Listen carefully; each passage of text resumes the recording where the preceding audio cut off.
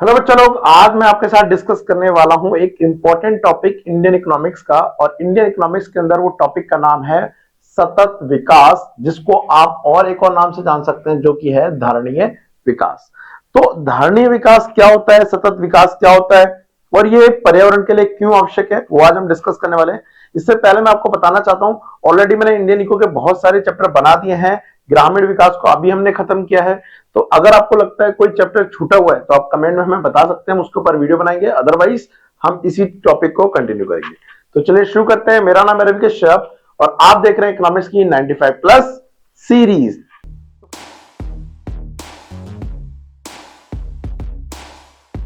तो बच्चों लोग, जैसा कि आज का टॉपिक है, आज हम डिस्कस करने वाले हैं सतत या धारणीय विकास क्या होता है।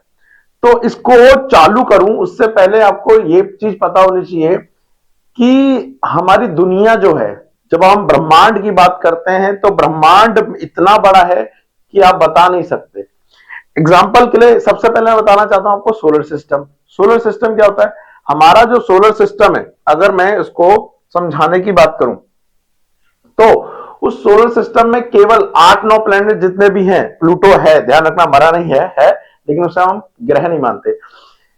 उस सोलर सिस्टम में 9 प्लेनेट है और एक सूरज है, ठीक है। ऐसे ही मैं बताऊं तो करोड़ों सोलर सिस्टम होते हैं, ठीक है। सौरमंडल होते हैं और करोड़ों ही क्या होते हैं, सूरज होते हैं। जैसा हमारा सूरज है वैसे करोड़ों होते हैं और ऐसे ही उनके बहुत सारे प्लेनेट होते हैं। हवा में बातें नहीं कर रहा हूं, यूट्यूब पर चेक करिएगा। तो लेकिन आज तक हमारे साइंटिस्ट को कोई एक ऐसा प्लेनेट नहीं मिल पाया जिस प्लेनेट पर पेड़ हो, जिस प्लेनेट पर पानी हो। इस तरह से पानी मिला है, लेकिन पानी ऐसे नहीं मिला कि वहां इंसान मिल जाए। तो हमें क्या देखने को मिलता है पृथ्वी पर, अर्थ पे? हमें पानी देखने को मिलता है, हमें ऑक्सीजन देखने को मिलती है, हमें पेड़ देखने को मिलते हैं। ऐसी बहुत सारी चीजें हैं जो सारी चीजें हमारे अर्थ का पर्यावरण बनाती है और हमारे जीवन में जीने में सहायक होती है। लेकिन आज तक कोई ऐसा दूसरा प्लेनेट नहीं मिला है। तो आपको मैं एक चीज बता दूं, पर्यावरण बहुत ज्यादा क्या है, इंपॉर्टेंट है, क्योंकि ये केवल जीने लायक जो माहौल है वो केवल अर्थ पे है, अभी हमारे प्लेनेट पे। बाकी हमने करोड़ों प्लेनेट की स्टडी करी है, लेकिन कोई ऐसा प्लेनेट नहीं मिला है, ठीक है। तो वापस पे आते हैं यहां पर। सबसे पहले जब हम बात करते हैं तो जब हम वर्ड यूज करते हैं, कौन सा वर्ड यूज करते हैं कि सतत विकास या फिर धारणीय विकास क्या है? तो जी, सतत विकास और धारणीय विकास का मतलब एक ऐसा विकास है जहां पर आप अपना विकास कीजिए, कोई दिक्कत वाली बात नहीं है, लेकिन जो आने वाली जनरेशन है उनका भी आपको ध्यान रखना है। आपने जो संसाधन यूज कर रहे हैं, आप पेट्रोल यूज कर रहे हैं, आप कोयला यूज कर रहे हैं, आप पेड़ यूज कर रहे हैं, इस तरह से यूज नहीं करने हैं कि आप तो यूज कर लें लेकिन आने वाली जनरेशन को वो मिल ही ना पाए। तो मैं अपने संसाधनों का इस तरह से प्रयोग करना है कि आने वाली जनरेशन भी उनका उपयोग कर सके। तो देखो यहां पर क्या लिखा है, भावी पीढ़ी की आवश्यकताओं से समझौता किए बिना। मतलब समझौता किए बिना मतलब क्या है कि उनको ध्यान में रखकर, ठीक है, वर्तमान पीढ़ी की आवश्यकताओं की पूर्ति धारणीय विकास कहलाती है। क्या कह रहा है धारणीय विकास? क्या कह रहा है? कह रहा है अपनी जरूरतें पूरा कर लो, कोई दिक्कत नहीं है, लेकिन आने वाली पीढ़ी की जरूरतें कम नहीं पड़नी चाहिए, विच मींस उनके लिए भी संसाधन बचे रहने चाहिए। आगे देखते हैं क्या कह रहा है। इस प्रकार उसका मुख्य सिद्धांत निश्चित संसाधनों को इस प्रकार उपयोग करना है जिससे पृथ्वी पर भावी पीढ़ी की आवश्यकताओं के सभी संसाधनों की उपलब्ध रहे। विच मीन्स जो आने वाली पीढ़ी है उनके लिए सारे संसाधन उपलब्ध रहे। यही है धारणीय विकास, यही है सतत विकास, ठीक है। तो नॉर्मली डेफिनेशन आपको समझ आ गई होगी, लेकिन दोबारा से एक बार यहां पे देखो अर्थ दिया हुआ है। देखो क्या कह रहा है, धारणीय विकास की अवधारणा मुख्य 3 आधारों पर निर्भर करती है, जो कि है आर्थिक, पर्यावरणीय, सामाजिक और पारिस्थितिक, विच मींस ट्रिपल ई। आपको इकोनॉमिक भी लेना है, आपको इकोलॉजिकल भी लेना है, आपको सोसाइटी को भी लेके चलना है। तो इन तीनों को ध्यान में रखकर पर्यावरण को भी ध्यान में रखना है, एनवायरमेंट को, ठीक है, सामाजिक भी ध्यान में रखना है और पारिस्थितिक तंत्र, इकोलॉजिकल तंत्र को भी ध्यान रखना है और इस हिसाब से विकास करना है। कोई दिक्कत नहीं है फिर हमारे को। अर्थव्यवस्था और समानता, कुछ लेखों ने चौथे आधार के रूप में संस्कृति को भी स्वीकार किया है, बट हम अभी ट्रिपल ई पे काम करेंगे और हिसाब से समझेंगे। अब आप नोटिस कर रहे होंगे जब हम किसकी बात करते हैं, हमारे देश में क्या करने की बात करते हैं, आर्थिक विकास, हमारे देश में नहीं पूरे वर्ल्ड में। अच्छा, इससे परे एक चीज मैं आपको समझा दूं, दुनिया में ना एक तरह की रेस लग रही है। रेस किस चीज की, ग्रोथ करने की। हम आपको बड़ा देश बन के दिखाएंगे, हम ट्रांसपोर्ट अपना अच्छा करके दिखाएंगे, हम रोड अच्छा करके दिखाएंगे। लेकिन इस रेस में दिक्कत, एक बंदा हार रहा है, एक चीज हार रही है, वो है प्रकृति, वो है नेचर। एक्चुअली क्या हो रहा है, डेवलपमेंट के चक्कर में, अपने आप को एडवांस दिखाने के चक्कर में हम एनवायरमेंट को बहुत ज्यादा क्या पहुंचाते जा रहे हैं, नुकसान पहुंचाते जा रहे हैं। एग्जाम्पल समझिए कि वही रेस तुम्हारे साथ भी लगी हुई है। अभी मैं एनवायरमेंट को साइड में रखता हूं, कुछ बड़ा इंसान बनना है, पैसा कमाना है, ये करना है, वो करना है। इंसान की लाइफ मिली है, अच्छे से जियो, खाओ पियो, कुछ ऐसा मिल जाए जिससे जीवन यापन आसानी से हो सके। क्या दिक्कत है, क्या जरूरत है किसी को दिखाने की मेरे पास बड़ी कार है, क्या जरूरत है किसी को यह दिखाने के लिए मेरे पास बड़ा घर है। इतना सब करने के लिए पूरी जिंदगी भर मेहनत करेंगे, पूरी जिंदगी भर कमाएंगे और लास्ट में मर जाएंगे, कुछ भी बचेगा नहीं। बोलते ना, कहते ना ऐसे लोग। सेम ऐसे ही सारे देश भी आपस में होड़ लगा रखे हैं, सारे देश भी भीड़ लगा के चल रहे हैं कि हम आप अपने आप को बड़ा बन के दिखाएंगे। इसका एक छोटा सा एग्जांपल लेता हूं, भूटान। भूटान एक ऐसा देश है, ऐसे बहुत सारे देश होंगे जो इस रेस में बहुत पीछे है, वो रेस नहीं लगा रहा है। कहता हमें कोई मतलब नहीं है इतना तगड़ा बिल्डिंग बनाने की, इतनी तगड़ी रोड बनाने की, इंफ्रास्ट्रक्चर बनाने की। हमें नेचर से प्यार है, हम नेचर को ही ध्यान में रख के रहेंगे, अच्छे से जिएंगे, अच्छे से खाएंगे, अच्छे से मर जाएंगे। ठीक है, हमें इस रेस में लगना ही नहीं है कि जीडीपी में कौन आ गए, हमें उस रेस में लगना ही नहीं है कि डेवलपमेंट में कौन आ गए। तो इन द एंड वो किसको तवज्जो दे रहे हैं, वो किसको इज्जत दे रहे हैं, वो एनवायरमेंट को इज्जत दे रहे हैं। ठीक है, तो वही चीज यहां पर बता रखी है।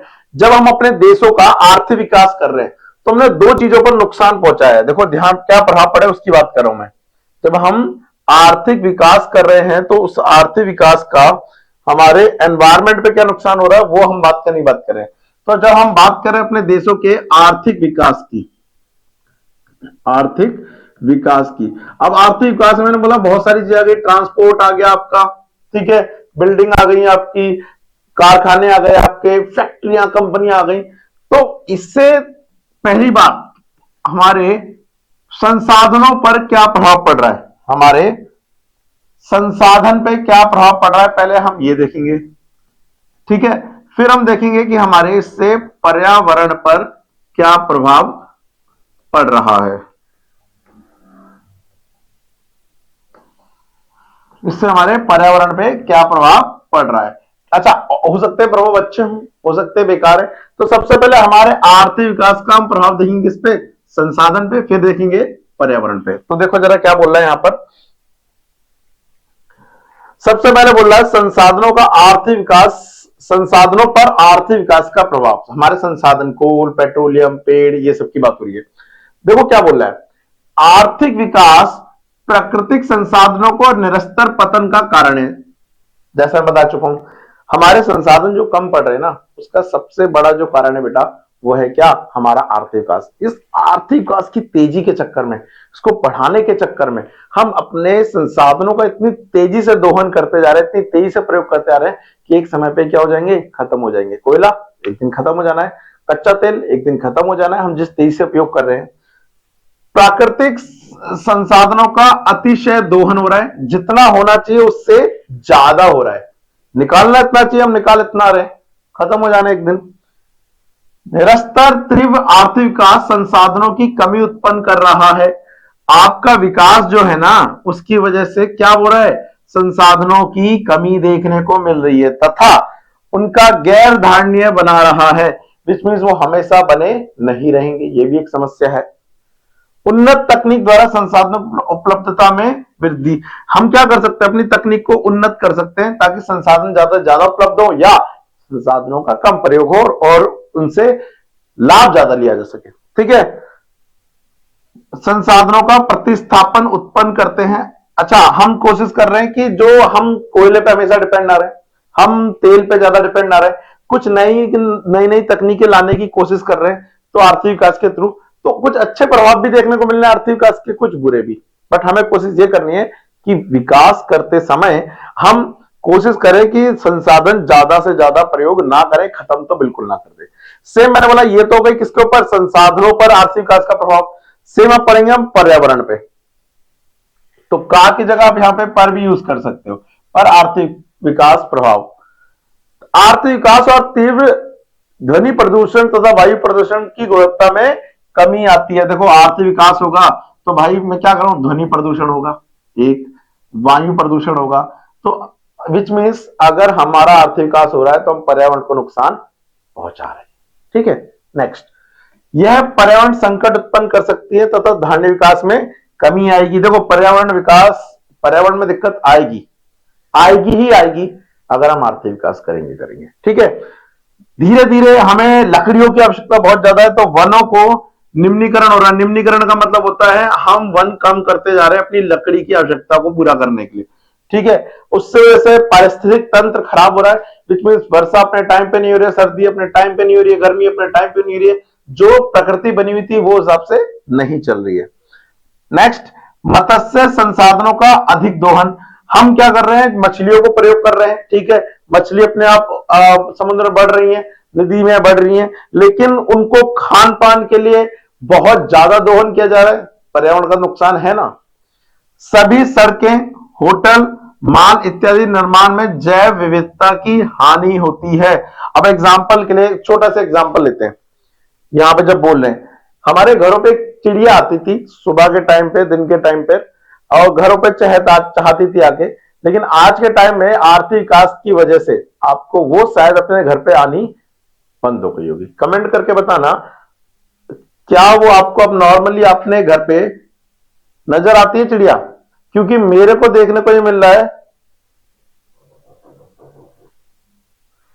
मेरे को देखने को ये मिल रहा है कि अब वो क्या हुआ है, पहले कंपेयर में क्या हो गया, पहले कंपेयर में कम हो गया है, क्योंकि वो हमें नजर नहीं आ रही है चिड़िया। तो ये क्या हुआ है, हमने मोबाइल का यूज चालू करा, हमने सड़कें बनानी चालू करी, हमने होटल बनाने चालू करे, हमने मॉल आदि बनाने चालू कर दिए। इनकी वजह से कुछ संसाधन, कुछ चीजें ऐसी थी जो आम स्तर पर उपलब्ध हो जाती थी, लेकिन आज वो जीव हमें नजर नहीं आते। मेरे को तो चिड़िया वाला एग्जांपल सबसे पहले याद आता जब मैं ये चीज पढ़ता हूं। तो आपको ये समझ आ गया इस टॉपिक से अभी तक जो मैंने पढ़ाया कि देश के अंदर, विश्व के अंदर पर्यावरण बहुत ही आवश्यक है, और हम विश्व में, हम देश में आर्थिक विकास के चक्कर में पर्यावरण को नुकसान पहुंचा रहे हैं। ठीक है, नेक्स्ट पार्ट में मैं आपको इसके अपकमिंग टॉपिक पढ़ाऊंगा जो पेपर में और ज्यादा इंपॉर्टेंट है और अलग अलग से इसके एग्जाम में आ जाते हैं। अगर आपको लग रहा है इससे रिलेटेड कुछ इंपॉर्टेंट टॉपिक छूट गया है या और आने वाला है तो मुझे कमेंट करके बता देना, कोई डाउट हो तो भी बता देना। अदरवाइज हम मिलते हैं नेक्स्ट पार्ट में, तब तक के लिए thank you, tata and bye bye.